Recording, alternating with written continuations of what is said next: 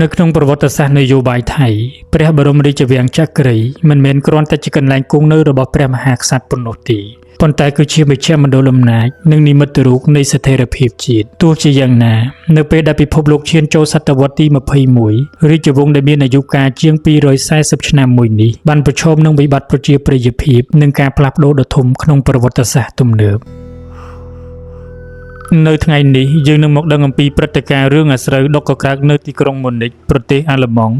ដែលអង្រួនជំនឿចិត្តប្រជាជនថៃនិងឆ្ពោះទៅការវិភាគស៊ីជម្រៅលើព្រះម្ចាស់ឌីផាន់កនដែលជាបេក្ខភាពតែមួយគត់សម្រាប់រជ្ជកាលទី11តើអ្វីជាប្រវត្តិសាស្ត្រពិតជាក់ស្ដែងហើយអ្វីជាពាក្យចចាមអារាមនៅពីក្រោយវាំងនរអំណាចមួយនេះដើម្បីយល់ពីស្ថានភាពបច្ចុប្បន្នយើងត្រូវត្រឡប់ទៅមើលព្រឹត្តិការណ៍ក្នុងខែកក្កដាឆ្នាំ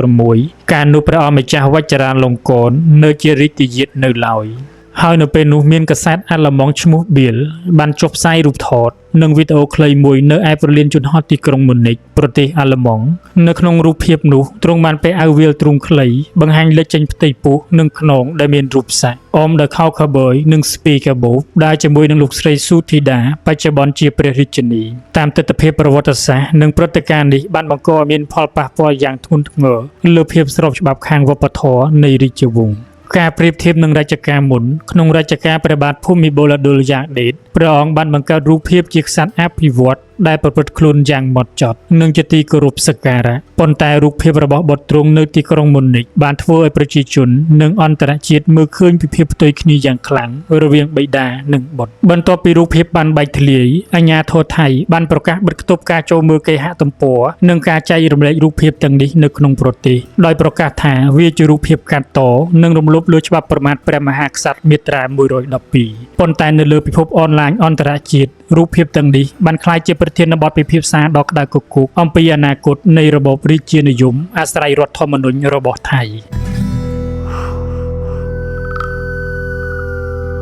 នៅកណ្ដាលវិបត្តិប្រជាប្រិយភាពរបស់ព្រះបិតាកែវភ្នែករបស់អ្នកវិភាគប្រវត្តិសាស្ត្រនយោបាយបានងាកទៅចាប់អារម្មណ៍លើព្រះរាជបុត្រាតែមួយគត់តាមផ្លូវច្បាប់គឺព្រះម្ចាស់ឌីផាន់កនដើម្បីយល់ពីសាច់រឿងនេះតាមប្រវត្តិសាស្ត្រពិតយើងត្រូវបែងចែកវាជាពីរផ្នែកអង្គហេតុវិទ្យាសាស្ត្រនិងការវិភាគនយោបាយអង្គហេតុវិទ្យាសាស្ត្រនិងជីវិតកុមារភាពព្រះម្ចាស់ឌីផាន់កនត្រូវបានគេរាយការណ៍ជាផ្លូវការថាមានបញ្ហាក្នុងការលូតលាស់និងប្រាជ្ញាស្មារតីយឺតយ៉ាវនេះជាហេតុផលពិតប្រាកដដែលព្រះបិតាបានបញ្ជូនព្រះអង្គទៅទទួលការអប់រំនិងការថែទាំពិសេសនៅសាលា Bavarian International School នាប្រទេសអាល្លឺម៉ង់ដោយឆ្ងាយពីសម្ពាធនយោបាយក្នុងវាំងហេតុផលទី2ការធ្វើពុតជាល្ងងនៅក្នុងបរិបទនយោបាយមានពាក្យចចាមអារាមថាទ្រង់ធ្វើពុតជាល្ងងឬលក្ខសមត្ថភាពដោយសារនៅក្នុងប្រវត្តិសាស្ត្ររាជវាំងថៃចំនួនដណ្ដើមអំណាចនិងការលុបបំបាត់គូប្រជែងធ្លាប់បានកើតឡើងជាច្រើនលើកមកហើយការបង្ហាញខ្លួនជាកុមារមិនសូវឆ្លាតឬគ្មានមហិច្ឆតានយោបាយគឺជាកញ្ចក់ការពារដ៏ល្អបំផុតដើម្បីឲ្យព្រះអង្គធំដឹងក្តីដោយសុវត្ថិភាពប៉ុន្តែនៅក្នុងរយៈពេលប៉ុន្មានឆ្នាំចុងក្រោយនេះ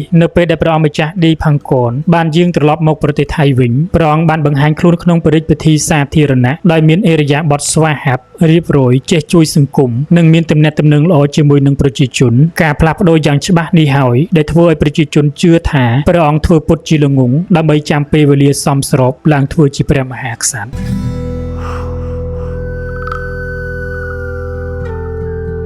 តាមច្បាប់សត្វទេវវង្សឆ្នាំ1924ព្រះម្ចាស់ឌីផាន់កនគឺជាបេក្ខភាពលេខ1ក្នុងការឡើងគ្រងរាជ្យជាព្រះមហាក្សត្រប៉ុន្តែអនាគតរាជសម្បត្តិថៃនៅតែប្រឈមនឹងកត្តាស្មុគស្មាញជាច្រើនការវិលត្រឡប់មកវិញរបស់ព្រះរាជបុត្រវជ្ជរាសនដែលត្រូវជាបុត្រារបស់អ្នកនាងយូវ៉ាធីដាអាចជាការបង្កើតរលកនយោបាយថ្មីនៃការដណ្ដើមប្រជាប្រិយភាពប៉ុន្តែប្រសិនបើព្រះម្ចាស់ឌីផាន់កនបានឡើងគ្រងរាជ្យសង្គមថៃរំពឹងថាព្រះអង្គនឹងធ្វើជាក្សត្រទន់ភ្លន់ទំនើបកម្មនិងកែតម្រង់រូបភាពរាជវង្សឲ្យខិតជិតប្រជាជនឡើង